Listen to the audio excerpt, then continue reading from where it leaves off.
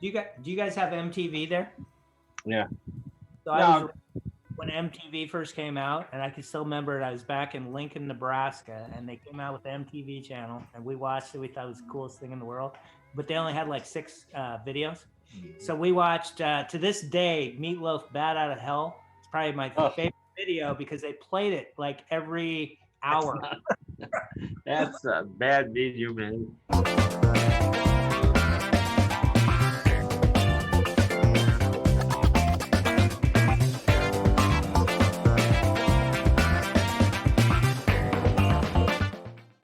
Hey everybody, welcome to another episode of Rodrigo. And today we have with us one of my oldest friends and really a member of my family of my heart, as we say here in Brazil. My uncle Dave is with us, and he is there at my parents' house today because he somehow convinced my mom to cook a meal for him. Uh, and today we're going to I be did talking. that too once, so it's fine. And today we're going to be talking all about the like past of Seattle, especially like the 1980s. Grunge was going on, the 1990s when Dave actually lived there. But first, Dave, I want to show you something, Uh-oh. and I got some pictures here that I'm going to show you. And I gotta get this up here. So just a moment while I get this up. This is amazing. This is just like Ryan feels just like David Letterman, or I don't know, someone important. I think so. You're gonna But make check me this out, Dave. Look at these pictures. Oh yeah, baby. So Nah. tell me who is in these pictures, because I don't recognize those guys at all. Uh-huh. That Sure. that would be your dad with a lot longer hair, and that would be me with a lot longer hair. Neither one of us have any muscle tone because when you played basketball and you didn't lift weights because that threw your shot off. So they say. Yeah, yeah. So that's how you met my dad, right? Was playing basketball back in high school. There you go. Pioneers. Is that the name of the team? The Pioneers. We were the Western Mennonite Pioneers when we were 13 Western. years old. We met. That's a specific team. Western Mennonite Pioneers. That was cool. Blast from the past. Yeah. And just one more picture to get everybody caught up is this is you guys now. Look at that. Yeah. It's like I can't even tell the difference. Was that at a Blazer game with us? No, that was at Marley's graduation just a couple years ago. That is the like something like Billy Crystal, Robin Williams type of thing. It's a never going friendship, lifelong friendship. That's nice. Definitely lifelong friendship. Um, but today the first thing I wanted to ask you is after you met my dad, you played basketball together in high school, you studied at university, then I hear people tell me at least that you moved to Seattle. But I've never heard anything about this. So like why? Why did you move to Seattle? What was there that drew? And when Why I was moved- that? Tell me about that. That was in 1986, 87-ish. As you know, I grew up on the farm in the Tri-Cities, Washington, and I spent 16 hours a day working on the farm my young adult life, and I decided I didn't want to work 16 hours a day on the farm anymore, so I decided I was going to take me and my farm truck. I had a big old four-wheel drive farm truck with a lift kit on it, and we headed up to Seattle, and I lived with a buddy of mine up there and built houses for a year as I tried to throw my resume out there and get different jobs doing engineering type stuff. So you decided to not work 16 hours in a farm anymore, and you drove up to the city to work 16 hours in the city. Yeah. I didn't work 16 hours in the city, but the work I did in the city building houses, working 8 and 10 hours a day, was a lot more physical work. So yeah, it had a trade-off. One kind of killer story about moving up there. Since I was from the farm, when you're in a farm rig, you're out in the farm country, you wave at everybody when you drive by them and you say, hey, how's it going? Well, I try to do that up in Seattle and people about run me off the road or they flip me off, they scream and honk at me. And yeah, so it took a while to get used to. So that's why I moved up there. And yeah. What part of the city were you living in?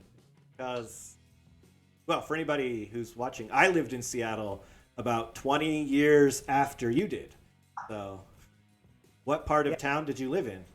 I moved up by Linwood, Washington, which is about 20 miles probably north of Seattle. And back in those days, it was literally out of Seattle. Nowadays, it's almost like sucked up by Seattle. So the traffic, in my day, I'd start work at 6 o'clock in the morning to try to get around traffic if we were working in the Seattle area. But now traffic goes all the way up to Everett, which is another 15 miles further north, and even Marysville, I believe, which is another 15 miles north. Ryan, sorry, just so I can understand, is it like São Paulo, São Caetano, Santo André, something like that? Something like that, yeah. It's like a metropolitan region. It's like the metropolitan region, exactly. São Paulo is much bigger, but I think Seattle is more spread out. São Paulo is super dense. Seattle is a lot more spread. So America's like that, right?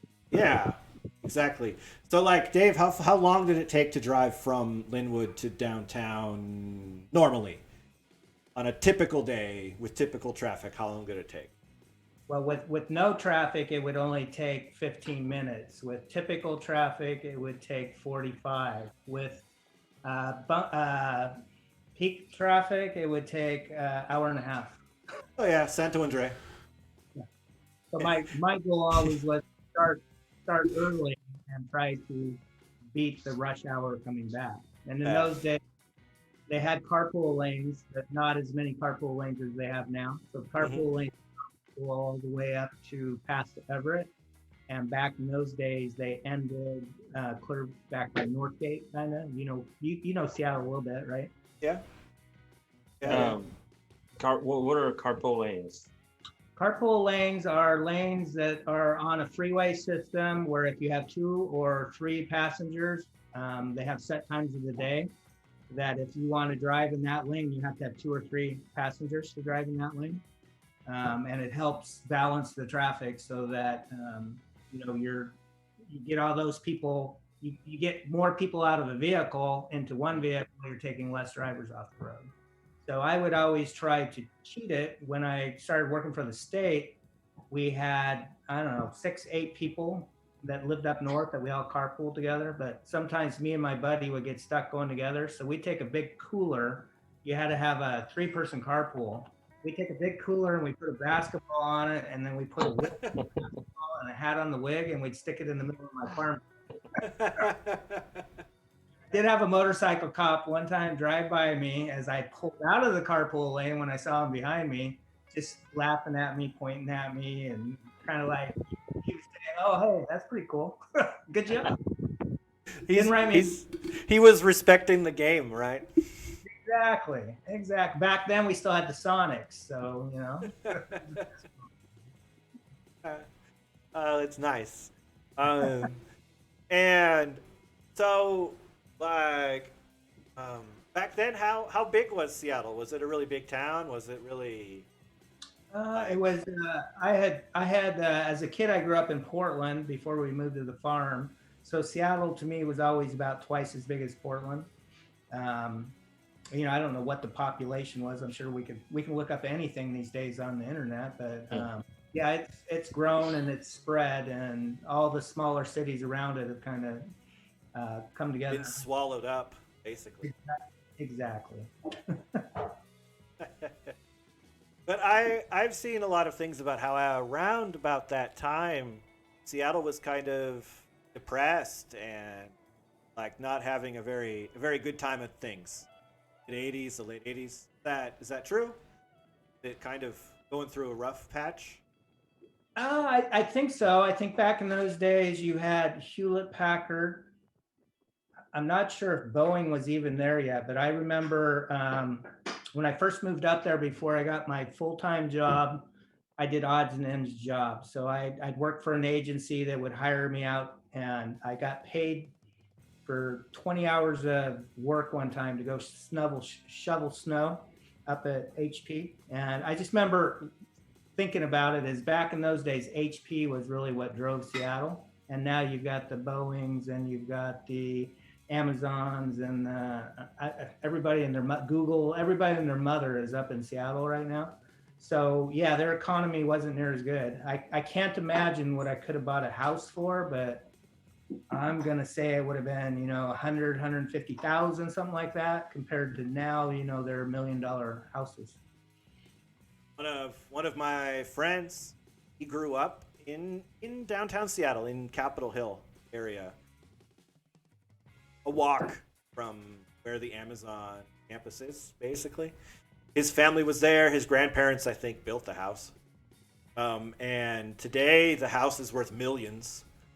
And they have to move because they can't afford to pay the tax on the house. That's crazy. Yeah. They don't want to. They want to stay. The family would prefer to stay there because it's a nice neighborhood and they've been there for generations, but they can't. And apparently that's a really common problem in Seattle. Things change so quickly that Oh yeah, that's what's going on. Yep. No, Ryan, you used to live in an island. Yeah. Also, I lived in a bunch of different places in Seattle. All of them were more or less downtown. Even the island was closer than where Dave lived. How long was your ferry ride? It was about 30 minutes. And it was Bainbridge Island, which if you go to downtown Seattle, you can catch a ferry to an island about 30 minutes away from downtown. And today, it's a really popular suburb, a place for people to live and work in the downtown area. I've heard that. As you well know, I work for the Department of Transportation, and that's one of the things that drags down our budget is because the ferry system doesn't pay for itself. Mm-hmm. I've heard stories about how in the past, how the ferries, they tried to privatize the ferry system and nobody wants to run it because it's not affordable. So now all these rich people are out on Bainbridge and Whidbey and Vashon Islands. And so I've heard talk about how they're just gonna not do any ferries. And then if those people who live on the island want them bad enough, then they're gonna have to chip in more money to pay for them. I don't think that'll ever happen. But. I've always heard, I guess you would know, I've always heard that the Bainbridge and the Bremerton ferries are the profitable ones, are the ones that pay for themselves. But the rest of the ferry system is just hopelessly lost, is completely unprofitable. But I think that sounds kind of correct, but with COVID, none of them are paying for it. No, with COVID, things are completely broken, of course. No, everybody's, a lot of people are teleworking or working from home. And so you can imagine if you have something that costs $100 a day to operate and you only have $10 a day that's paying for that, how much money you're losing. I've seen the numbers, I just don't know what they are. Yeah. So after you got to Seattle, how long did it take for you to get, you worked for the Department of Transportation, or how long did it take for you to get into something more stable than just building houses, doing jobs? I was up there for a year and put my applications at small cities and different agencies and engineering outfits. Built houses for about 9 months, and then I got a gig back in the Tri-Cities working as a temporary for the Department of Transportation. So I went back to that for a summer, and then they hired me in Seattle directly from the Tri-Cities. Big thing going on then is they were building the I-90 bridge, So I Is have, that the one that fell into the lake? and I was there, and I'm sure you've heard the story before, but I was there. I had friends that were in that office, but as they were building the new one, they still had to keep traffic on the old one. So the way they went around about building it, there was some problems, and they had some bad weather, and water got into these pontoons, is what they call them, is what the bridge is made out of, and it actually, this was a long time ago, but I think it sunk the old bridge. And I was working on a survey crew at that point in time, and so what they were worried about is that that old bridge was tied to the bridge that had traffic on it, and they were worried that that was going to pull that into the water. And so we would go out nightly and we'd set up a course, and they had tugboats tied to the bridge because, again, it's a pontoon bridge, it's floating, and we would give them readings off of a alignment thing that we were doing and telling them the tugs how much pressure to put on them because the bridge was moving around like this. But you have that much traffic, you have to keep traffic going. So every time I drive through there, I always talk about how I could see marks on one of the structures where I had used as sight lines to give them directions for that. And then I was out one weekend. You know what hydroplane races are, right? With those, yeah, with the boats with the big propeller, right? Yeah. Yeah. So they did one. I don't know if they do them still, but they did it on Lake Washington. And so one weekend I was out there on a Saturday, and they closed down the whole freeway system, and they flew over the whatever those jets are that they fly over, and I got to watch it, which was cool. In my On the bridge. Yes, in my survey instrument that blows everything up. And then I also could look out in the water, and I could see people doing things that they shouldn't be doing on boats out in the water. Of course. I mean, what's the point of being on a boat in the water if you're gonna just follow the rules? Exactly. Big Brother is.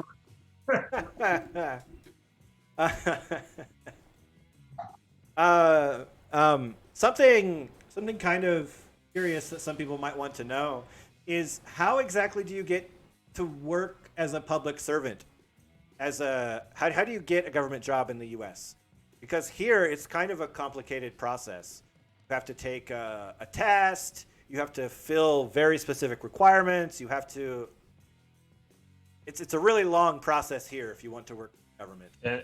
And once you get it, you never leave. You never leave, really. Exactly. People never. A lot of people. There's businesses that are.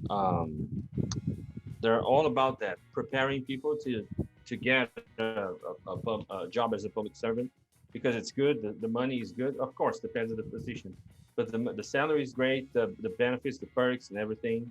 You have great benefits, great perks. You have many good things. So nobody wants to leave. Nobody leaves, and they don't fire anyone. You can pretty much do anything. So that's I guess that's why Ryan is asking us. Might be different. It's different now than when I was young. So when I was young, the government didn't pay that good. I mean, it paid way better than I was making on the farm, and I could work less hours, and you could get overtime because it is a union job. But I happened to know somebody to be able to get my foot in the door. And the position I went into was a worker position, and I'm a very good worker, so I have a very good work ethic, and they needed hard workers, and so that's how I got my foot in the door, got started. Now you pretty much have to have an engineering degree if you want to get in. Hey, he's got some pictures of you in here. Do you want to show Andy your picture? Oh, he knows. He's the one that gave them to me. Oh, there you go. We had a little conspiracy going to set this up for you. Oh, okay. Well, good. They were PG-13 at least. Next time on Ryan and Rodrigo, After Hours. There you go. CSI. So now it's a little harder. It's a little harder. You can still make way more money in the private sector than you can make in the government. So a lot of times what you'll get is probably 5/8 of the people that we hire have got to have a 4-year engineering degree to get their foot in the door, and then they come work for the government. A lot of times they'll stay, they'll get their license, and then they'll either jump to the federal government that has better benefits or the private sector where they can make more money. One thing that people ask me a lot, and I actually don't know the answer, is there a civil servant test still? Because here that's a really big deal. To get a job with the government, you have to pass the standardized test. Yeah, when I started, yes, there was. You had to take tests every time you wanted to promote. You had to take tests. They don't have tests now. It's all based on interviews and your accreditation or your education. So they don't hire. In the old days, they hired more technicians, and they don't hire as many technicians these days. Most of the positions we hire anyway in transportation is engineer related. And the next thing I wanted to ask you about, I think, is more for Rodrigo to ask you about, because like I know that when you were in Seattle, you got to see a bunch of the like grunge bands that are super popular. They're still super popular almost 40 years later. And so, Rodrigo, do you have some questions for Dave about these things? First, I have something to say about you, Ryan. What? Yeah, well, I grew up on grunge. My brother is 7 years older than me, so he was into grunge, and that's what I grew up listening to. Not only grunge, but mostly grunge. 1989, 1990, 1991, till 1994. And so I was always, those are my favorite bands till the day. So when Ryan, I know Ali. I've known Ali for a long time, and Ali told me, this is my husband Ryan. He's from Seattle. He said, Seattle, really? So you know all about? You've seen Pearl Jam? Maybe they're, yeah, not really. I don't really know about these bands. I said, what? How can you not know about these bands? Nah, I don't know, but okay, but you like it? No. Yeah. Nah, not really. I like Elton John and the Bee Gees, and I said, oh, Jesus, I like it too. But then, so that was my first frustration with Ryan. But then it turned out okay. Yeah, I like him now.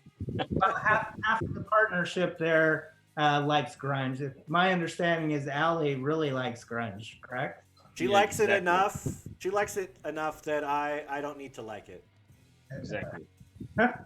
So that's maybe that's how Adi and I got close. Maybe I don't remember.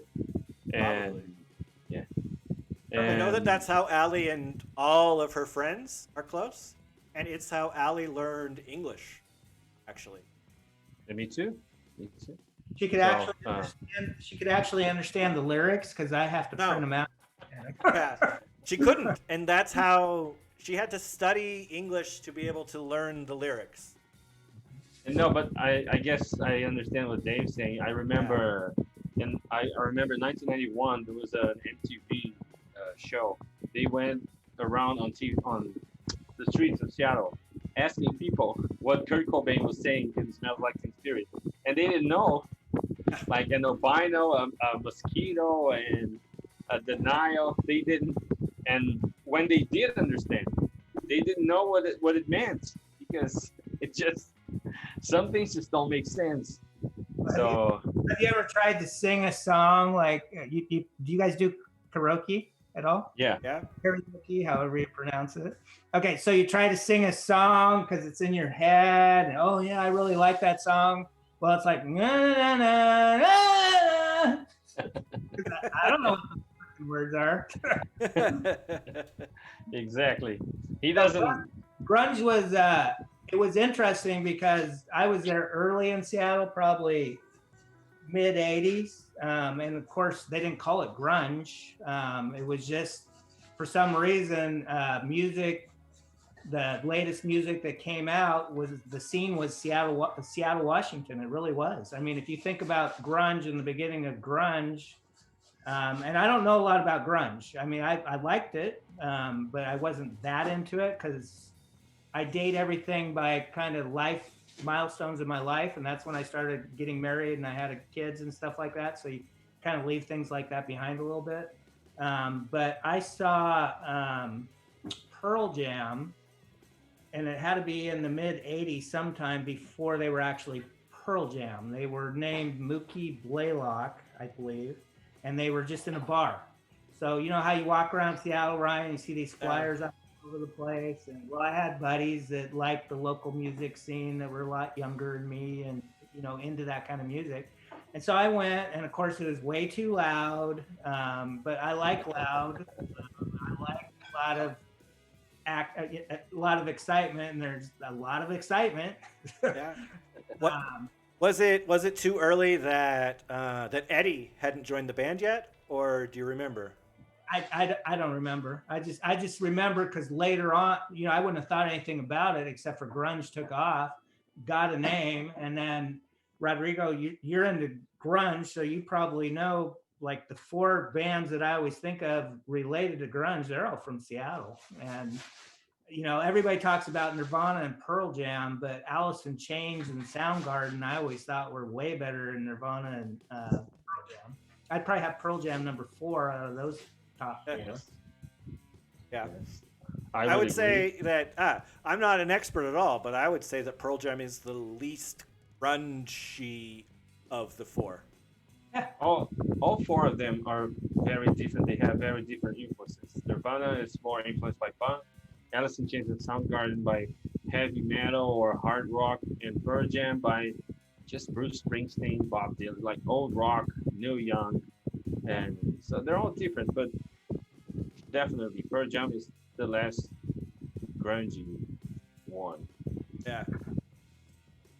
How many other grunge bands can you name, Rodrigo? Mudhoney, Ted, many other bands. There's a band, people say it's grunge, but it's not really because they're from Lafayette, Indiana.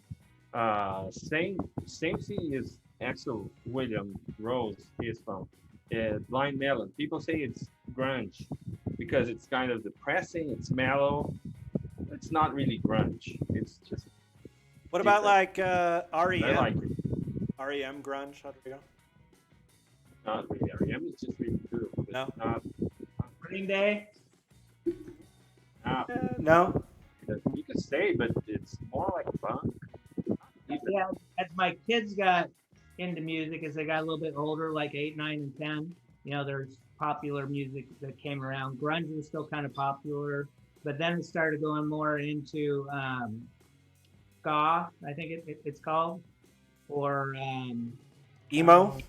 yeah, some of the emo stuff, but yes. So I did see Nirvana, and same thing. I did not see them at a big venue. I saw them at some small venue when they were just like kind of nobodies. They were kind of, if you watch shows on them, you'll see how people thought they were like nerds and didn't fit in, and so they weren't.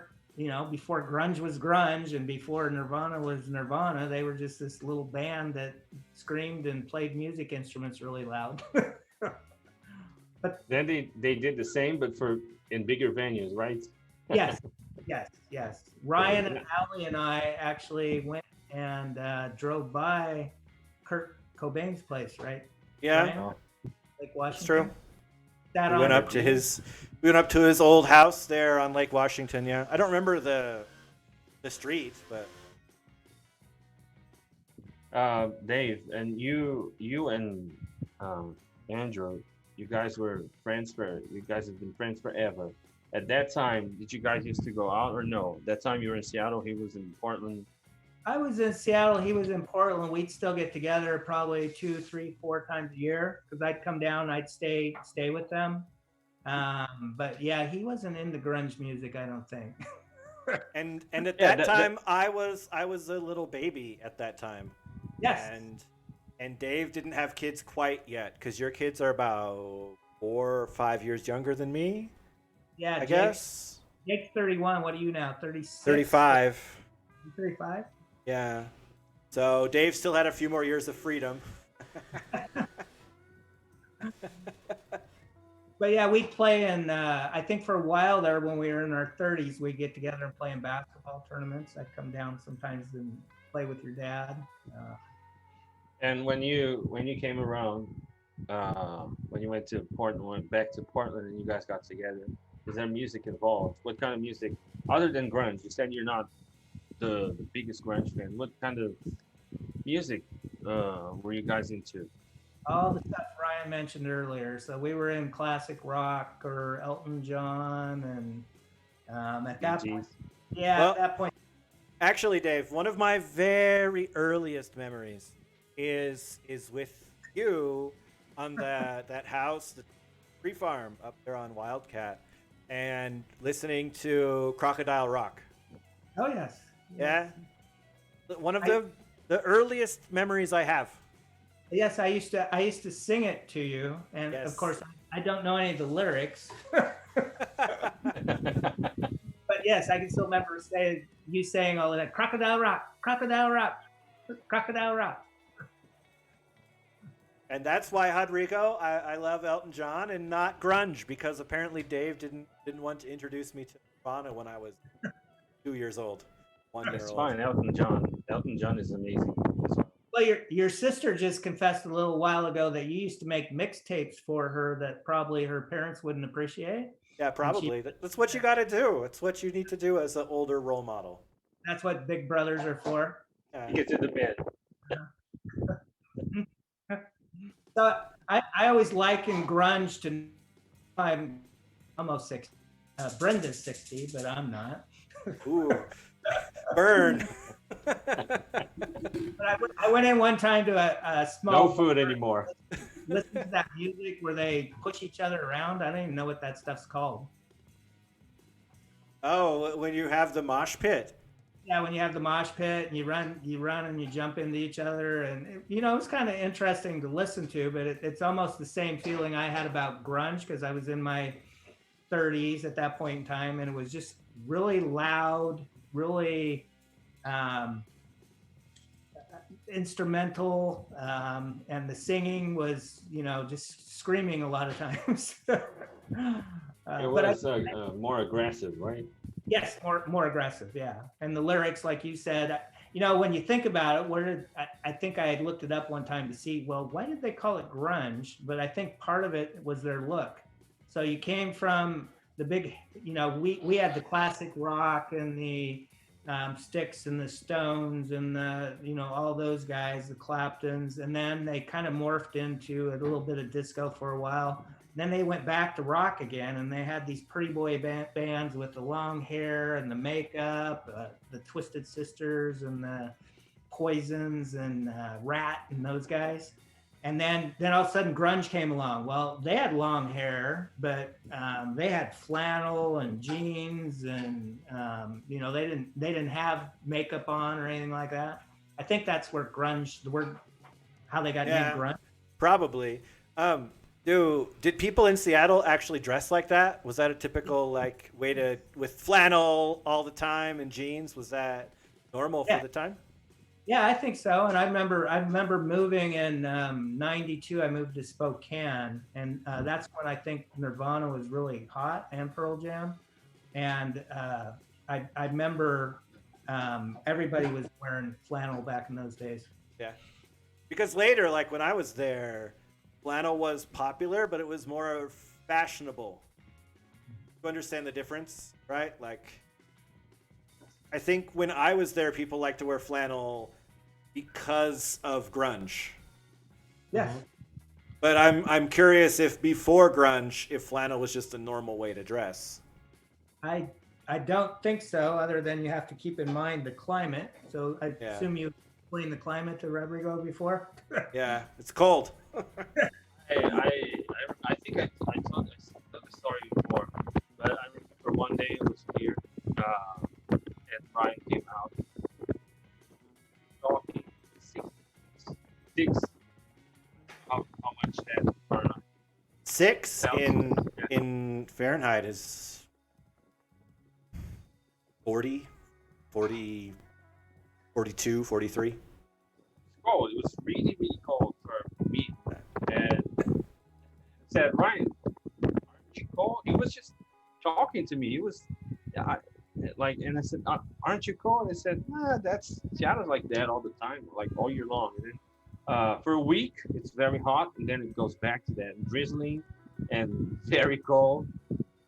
They said, oh, nice, Yeah, nice and weather. in the Pacific Northwest, you typically don't have to have air conditioning. Where, as I'm sure where you're from, you have to have air conditioning. You don't have air conditioning, Andy, do you? Oh, you do. If they do. They I did- wish I don't have it now, and I wish I did. I need Oh, some you air don't conditioning. have it now? What's the weather there like now? Ah, Jesus Christ. You're gonna have me do these conversions in my head? Oh, no, I'll I do it forgot. for you. 30 Celsius. Just a What second. is 30 Celsius? 30 Celsius in Fahrenheit. Hey, 86 is not so bad. Yeah, But- it's pretty mellow here. It's like 40s, 50s. Yeah. So like 15 Celsius. Yeah, that's nice. So you know what these talk show people do? They always turn it around. I'm going to turn around on Ryan. Since you didn't like, why did you like Seattle? Well, I'm going to answer that question, but we're almost out of time on the Zoom session. So we got to take a break and restart the Zoom session, but we'll be back in just a second. Okay?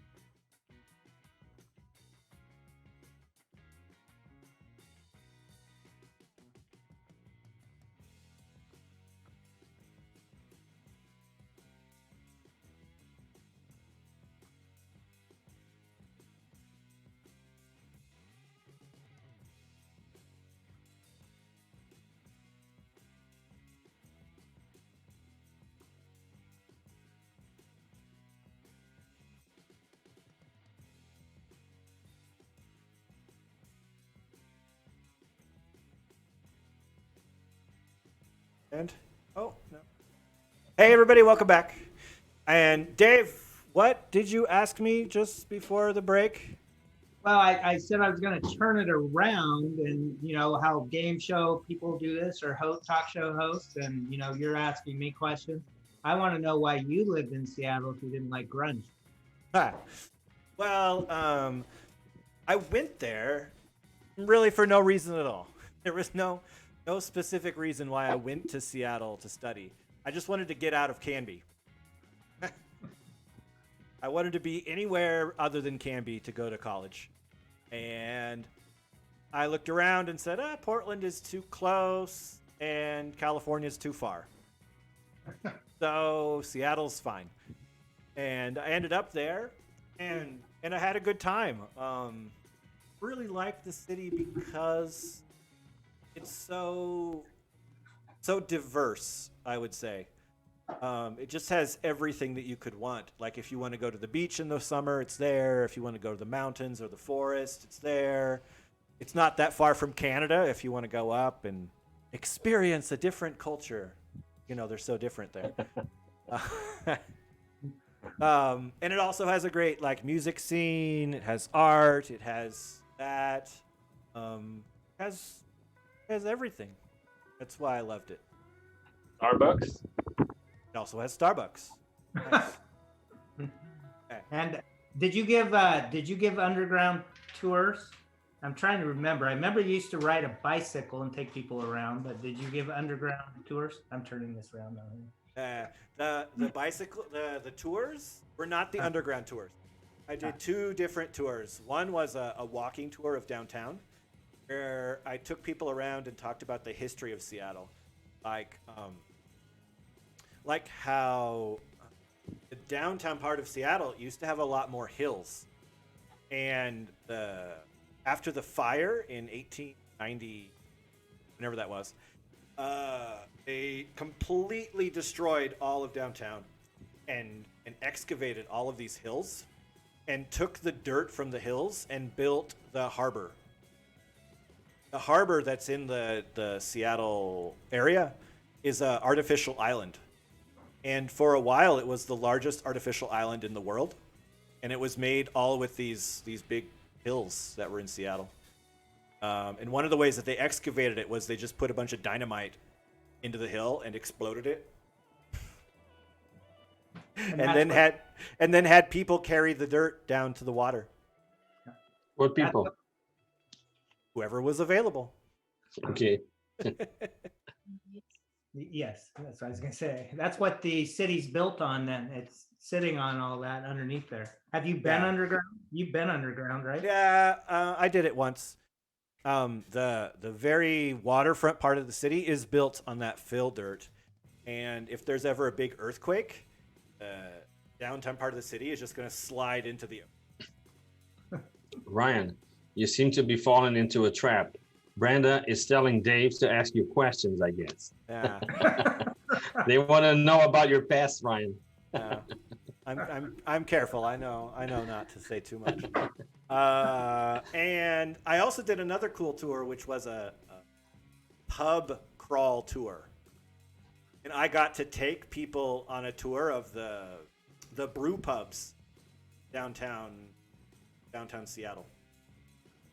We'd just go to a pub and they'd get beer, and maybe I would have a beer, and then they would stay there and have a beer, and I would tell them, this is the Pike Place pub, and blah blah blah about Pike Place. And then we go to the next pub, and I'd have another beer.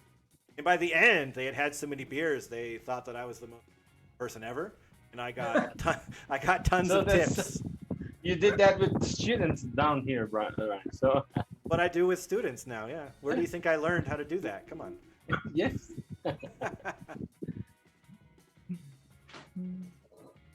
So Ryan, something interesting you said was Portland was too close. California was too far. Now you're in São Paulo, so that's a bit off. You know, let's see. California is too close. The moon is too far. So yeah, Okay. São Paulo. All right. Do you miss the mountains? Yeah. Mostly the sea. The sea. So the one thing I could say I liked about Seattle was being up in Everett and driving to downtown Seattle, seeing that mountain range, seeing Mount Rainier, and then that whole mountain range, whatever it is that's up there by Seattle. I think it's Mount Baker and some of that stuff up there. The Olympics, maybe, is what they call it. Well, you have on both sides. You would have the Cascades and the Olympics. The Olympics on the other side of Puget Sound, and the Cascades. Yeah. You have mountains on both sides of you going all the way down, with Mount Rainier directly in front of you. It must have been very beautiful. Gorgeous drive. Yeah. About 3/4 of the year, you can see white on most of those. Yeah. With green leading all the way up to them because the trees are there, and then blue because of the ocean on one side. Yeah, that's why I loved Seattle. It's because it was so beautiful and natural beauty. And a lot going on. Yeah, exactly. Something, Yeah. something I wanted to ask. Grunge was going on. What else was going on? People just talk about grunge, but what else was going on in Seattle at that time? Or I don't know. What else would you guys say Seattle is famous for, or should be famous for? Well, you Well, already mentioned Starbucks. Yeah, so- I was gonna say about the same time that grunge was getting famous, Starbucks was growing, right? I think it was founded in the late '70s, but it didn't take off until the late '80s, right? Yeah, that makes sense to me from what I remember. I'm not sure, but that sounds right. Yeah. Nobody went to a fancy coffee shop to buy coffee. Why would you do that? You just go to the gas station and get a cup of coffee. Sure. Or make Make brew it your at own home coffee. and take it in a thermos. Come on. So Ryan and I are both into sports. So that's what's nice in America about the bigger cities. They have sports teams. And at that point in time, Seattle had football, basketball, and baseball teams. So year round, you could afford tickets back in those days. I used to go to the Seattle Mariners baseball game when they were in the Big Kingdom, and I paid $10, and I'd get a ticket way up in the 300 level, and then I about halfway through the game, I'd move down to the very bottom, right behind the basically in the 100 section, and watch a baseball game. Yeah. Football tickets, I went to a couple. I was up there, $40, sat in the 100 or 200 level. Well, now you can no longer do that. How much are the tickets now, Dave, for a Seahawks game? The last 2 years, I've taken all my kids to a game because I know somebody that has season tickets. They sell me their season tickets for cost. Okay. And I paid $150 each for those tickets, and they were in the 300 level. Way up, right? No, they were down, and they were about on the 30-yard line. They weren't bad seats, but still $150 each. And then But they were up high in the 300. They were up high, way up 300. high. Yeah. So if you were to buy, well, like I think I told you I bought Oakland Raiders season tickets here 2 years ago because when they moved to Las Vegas, I wanted to have the right to be able to buy Las Vegas Raider tickets. And I know we bought tickets down in the 100 level in Oakland, and the last game of the year, the last game the Raiders ever played, we got $650 each for those two tickets. And obviously, because of COVID, there was no fans in Raider Stadium at all this year, so we didn't get a chance to get our money back. Next time. Next time. But I can remember going to Sonics games too, because the Sonics and the Blazers were big rivals, and all my friends were Sonic fans, and I was a Blazer fan, and so I'd go to all those games. Mm-hmm. Again, $20, I think, maybe. Yeah. And be able to sit anywhere pretty much in the stadium or move around and sit anywhere in the stadium. Mm-hmm. So, but in Seattle, like Ryan said, you're close to the mountains, you're close to water, so you can go skiing, you can go snow skiing up in the mountains, you can go out to the beach, you can go hiking out in the woods, you can go climb mountains. That's what's nice, and plus then you have the big city. If you're into the city life, where you can go down and pretty much do anything you want. Pikes Peak Market is cool. Space Needle Tour is cool. The tour Ryan's talking about, that's did it once, didn't you? I did it twice. I did the underground one time, and then I did the one you did actually. You did it with me, didn't you? I remember you coming with me once. I think I did. Yeah, I think me and Marissa did. He was in high school. Yeah. So yes, and I probably tipped you really big too. But I didn't drink any beer, just for the record. No, that was a different tour. I don't think you came on the pub crawl tour because you were with Marissa. No. Too young. Exactly. But yeah, that's the cool part about Seattle. You're right, is that every kind of activity is within an hour. whatever you want to do. There's even a volcano. Like you can go down and see Mount St. Helens Yes. smoking. Just like inactive for a long time, right? Well, it exploded in a big way that Dave, I'm sure, remembers in 1980. Yes, in 1980, your dad and I were in college in Kansas. Oh, so you weren't there. No, but I was on a plane. I was on Oh a my plane coming back from Kansas. The second time it blew up, I think. And I got stuck in Denver, Colorado. And they just kept changing my flight and moving me. I ended up, I don't know, I was there like 6 hours in Denver, Colorado. They got me on a plane to Boise, Idaho, and it dropped me off at 2:00 in the morning, and everybody left.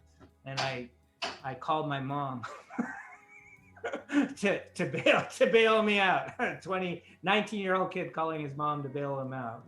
Not with a cell phone, because we didn't have cell phones. You had to get enough change or to call I didn't have collect. any money. I didn't know what I was going to do. Everybody was gone, and she got a hold of the president of the company, and they had me in a room and on a bus the next day. But yeah, we farmed that year, and it was horrible farming because all that ash. Right. I don't know if it came to Brazil, but it came right straight to Tri-Cities, right through Tri-Cities and Spokane, actually. And they, so I'm sure you've seen a snowplow before. It's snowplow snow, Rodrigo. That's what they had with the ash. They had to bring snowplows out. And this was in 300 miles away from St. Helens, probably, where we were farming. Because I know it went around the world and came back again. Do you guys have active volcanoes in Brazil? No. They say that the only natural disasters in Brazil are the Brazilian people. The Brazilian people? I wouldn't say any different than that. Yeah. And our people are amazing. And no, we can be amazing, but we choose not to. Yeah, so we choose the easy way. So yeah, it's just but we have no natural. We have no nothing. We have no we have no earthquakes, no snow, so none of that stuff. No like floods hurricanes sometimes, but not a hurricane. Right, floods but it's not really a natural disaster. It's a man-made disaster. But then it floods sometimes. Nothing going on around here. And because you have nothing bad going on for nature, we choose to just destroy everything and not take care of it. So it's a good thing that we don't have natural disasters. If we did, it would be horrible. Well, just to wrap up here, Dave, have you spent much time in Seattle since the late 80s? I remember, I kind of lived on your couch for a couple weeks in 2008, 2009. 2008, 2009, I moved up there for Marissa's senior year to, where did I live? I lived in Mukilteo, which was a very rich town because that's where Boeing is. And the high school she went to was a really nice high school. And now Jake, did you know I had a granddaughter? Yeah, you know my mom told me. Yes. Yeah? Yes. Cool, man. He's like the cutest grandkid in Of the whole course. world, I think. Trying to get up. But both my kids live up there, or 2 out of my 3 kids live up there. So Marissa's up there, and she's dating a guy from New Zealand. And he's down here right now visiting. So Good. we always tell stories. She always tells me, because I'm like, well, she was dating a guy for Canby for a while, and she lives in Seattle, and it didn't work because of long distance. And I'm like, so you had to go find somebody in New Zealand? And so what she'll tell me? She'll tell me, well, it worked for Ryan and Ellie. And I'm like, oh, yeah, I guess it did. It's true. You can't really argue with her. Worked out. No. And she doesn't even have the language problem that I have. So. Exactly. So Everybody I do there speaks English, supposedly. I do go up to Seattle quite a bit. And when I went up there in 2008, 2009, I couldn't wait to get out of there. I can't stand all the traffic up there mostly. And I'm at the age now where the downtown scene and doing all that kind of stuff just doesn't interest me as much. So I'd rather go visit. Last summer I went up and we did no, it would have been 2 summers ago. We did a lake tour around Lake Washington, got on a boat, and they showed us everything. We went through the Ballard locks, and so that's where Jake lives, in Ballard. That's kind of a cool place. You and I went to Ballard one time to the wasn't the naked bike ride, but it was right after the naked bike ride, which I was happy for. They were all gone. Yeah. But yeah, there's a lot of interesting people, like you said. There's just a lot of diversity in Seattle, and yeah, that's fun to be around. What would you say? I mean, you just said the traffic has gotten much worse, but what would you say are some of the other big differences from when you were there before? Well, I think every big city, and I'm not sure how I want to say this. I think every big city that is that is into social justices more than some other cities has a homeless problem, and that homeless problem, like for Ballard, for instance, you're familiar with Ballard. Jake and his girlfriend lived 2 blocks from a little, beautiful little park in Ballard that was basically just overrun right by the library there. And it was, the whole place was just homeless people. So, that's not anything that there's an easy fix for, but it's really hard for me to drive through Seattle or Portland for that matter and see people living in tents beside the freeway. And, as time goes on, there's a lot more pollution, there's a lot more garbage. It just doesn't seem like there's either as much of an emphasis to keep that clean or the money to keep it clean. So Sure. Kind of dirty. Yeah. I noticed when I was there, just in the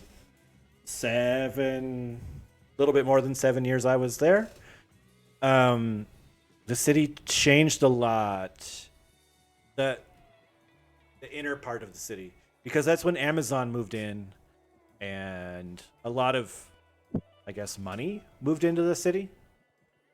And so, like, the area that I lived in Capitol Hill, there downtown, when I moved there, was kind of a sketchy place, was kind of a dangerous place with a lot of drug dealers, crime. In like 2004, 2005, I actually got mugged at gunpoint one night on Capitol Hill. But by the time that I left, I think that would be inconceivable in that area. Because of all of the people moving in, it became a very trendy area. Right. With just I went to Capitol Hill last time I was there, and now they're making all these living quarters that have businesses down below, and then above they have 3 or 4 stories of houses. So it's kind of cool, but it's also very expensive. Very expensive, insanely expensive. What you lose in that is you lose a lot of the old ethnic mom and pop stores, restaurants. Capitol Hill had great food. You don't have as much of those. You have more establishments that have a lot of, they come in and they've got more money and more of the chain type stuff probably. Yeah. Capitol Hill had such a, I said before diversity, but it had such a diversity, but from the world of restaurants and things. Like, it had great Ethiopian food, Indian food. There was a really great Russian place. There were places from Egypt and a Brazilian place, even a Peruvian. There was just food from everywhere in the world. But like you said, this change in the culture there kicked out all of these older or poor immigrant families, and just a bunch of chain restaurants moved in, which is funny because I think a lot of the people that moved in were moving there because of the like restaurant and food scene diversity. They moved there to experience the diversity, but moving there eliminated the diversity. So that's how things work. yeah, exactly. And now I'm gonna search for, right after this conversation, I'm gonna search for the naked bike ride. Yeah, definitely a thing in Ballard. The Ballard bike ride. Ryan wanted to go, but I'm like, yeah, no, I'm not into that. I had coworkers that did it at People for Puget Sound. And the troll, remember the troll down there below where's that? That's Fremont, right? Fremont. There's also a statue summer, right next to the troll is actually a statue of Vladimir Lenin. What? Yes. Yes. Yeah. There's a statue of Lenny in Seattle. Yeah. Soviet of Seattle. Who put it up? City. The city? Oh, okay. Is Lennon still there? Do you know, Ryan? Yeah. Do you mean John Lennon? No. Vladimir. He was John Lennon's lost brother or something. Yeah. Uncle Vladimir. Gotta be. So that's kind of the cool thing about Seattle too, as you touched on it earlier. But you got those islands that are, just beautiful. You got rainforest because we didn't even mention the rainforest. But you can go over there to Whidbey Island, take that drive around. That's just gorgeous. Yeah. Oh yeah. Cool. Well, do you got any other questions you want to turn around on me before we wrap up, Dave? Why did you move from Seattle? Well, because the woman I love was a continent and a hemisphere away. So what was I going to do? There you go. I had to choose between the city and the woman. And Good answer. Good answer. not really a choice, right? And you ended up staying for your friend, right? That's right. Yeah, and I ended up staying for my friend. Yeah. Very cool. Well, thanks, Dave. Yep. Nice talking to you. Thank you, man. Sure. Really. And so, have a good night. Have a good meal with my mom's food. I'll do this anytime if I can come down and have a meal. Okay, we'll make it a regular thing. Sure. The Dave Ryan and Rodrigo show. Cool, man. Well, see you later. And thanks, everybody, for watching. And have a great week, all right? Adios. Bye. Bye.